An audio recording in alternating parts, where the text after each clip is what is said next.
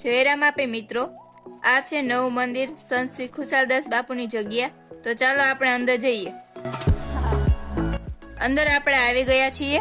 સામે દેખાય છે તે મુખ્ય મંદિર છે અને આ બાજુ પણ નાના નાના મંદિરો છે।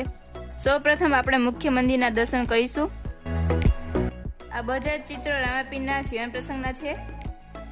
આ છે રામાપીરની પાવનકારી પ્રતિમા। તો હવે બધા દર્શન કરી લો।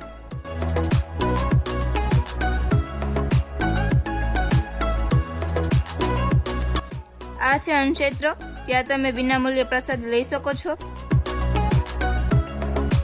આ તે હોલ છે જ્યાં તમે પ્રસાદી લઈ શકો છો।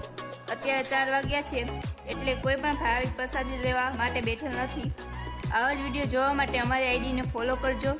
તો આજ માટે બસ આટલું જ। મળશું નવા બ્લોગ સાથે। જય રામાપીર।